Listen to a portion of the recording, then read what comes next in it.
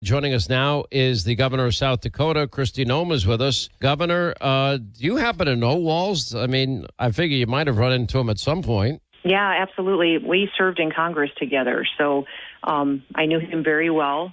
We worked on a couple pieces of legislation at the time, but when we both ran for governor the same year and both got elected governor, boy, he dramatically changed. He turned into a radical. I think his true colors came out quite a bit in what he did in Minnesota. And listen, he's dangerous. He's dangerous for this country. We border Minnesota, and there could not be two completely different stories of the consequences of leadership on their people. We have literally had thousands of people leave Minnesota and move to South Dakota to escape the consequences of his decisions. And so, they luckily had a place they could go where life could be better and they'd get away from the mandates and the taxes and the regulation and losing their freedoms. If we let Walz and Harris into the White House, we can't leave America and find anywhere better. There's nowhere else to go. So I hope people really, truly do find out the truth about the extremism of the Walz and Harris ticket. Well, it's not going to come from the state-run media mob because they're in full protection mode and totally complicit and the biggest donors to the Kamala Harris and Tim Walz campaign. But I do believe that if America becomes very familiar with how radical, extreme, and dangerous their views and their policies are, I don't think that they have a shot at winning. People are asking me if they're getting nervous about the race. And I'm like, no, not yet. I think there's a time and a place for it. Most people tend to historically get engaged after Labor Day.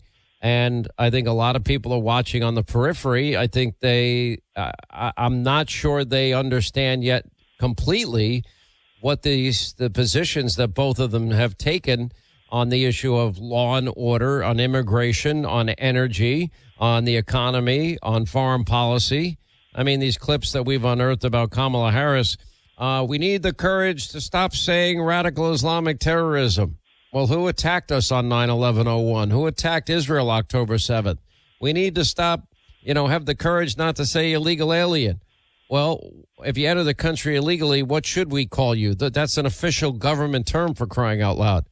But that's pretty extreme. And then free health care, we reward you for your law breaking. And we use taxpayer dollars to do it. What a great country that is. Yeah, it's interesting that they look at the taxpayers as someone who's somebody else other than the people who live here, that the taxpayers will fund all of their extreme policies, not just, free college tuition, but free health care and sanctuary cities. And, everything is more taxes, more regulation. And the thing that's interesting about Governor Walz is he actually did all of these things. Harris will try to pass the blame off onto Biden or the previous administration and try to remake herself. There is real decisions that Governor Walz made and things that he said in Minnesota that Americans need to know about. He took away their freedoms. He mandated vaccines and mandated masks, even outdoors. He said that people had to shut down their businesses. They couldn't go to church, that they couldn't have gatherings. They couldn't exercise their constitutional right of freedom of assembly. And it had devastating consequences on their economy. And then he wrapped himself all up in the Green New Deal and mandated electric vehicles and compliance at the state level that they can't possibly meet without crashing their own economy. And just because he's sold out to the socialist agenda. So he is really not proven that he has beholden to any of the values that made this country great. And that's what Americans need to be reminded about is it matters who you put in that White House for their day-to-day lives. And we need to keep talking about the economy, about the border, and about law and order. And on those issues, every single day, Trump and Vance win those issues by their policies, helping American families be stronger and do better. I think it's the biggest choice election in our lifetime. I think America, frankly, is at an inflection point, a tipping point. We can't afford the Green New Deal. It'll bankrupt the country. We can't afford open borders. We had a report this week that they let 99 known individuals with terror ties free into the country and don't know where they are. We know that they're taking in people unvetted from places like Iran and Syria and Egypt and Afghanistan and Uzbekistan and Venezuela and China and Russia. I mean, it's only a matter of when, not if, this country's going to get hit. We already are losing lives every day. I would argue very strongly, and I've said it many times, and I'll keep saying it, is that Joe Biden, Kamala Harris have blood on their hands, and yet they want to continue the policies. Meanwhile, innocent Americans are dying and being raped and being victims of brutally violent crimes. I don't get it. Can you explain that to me?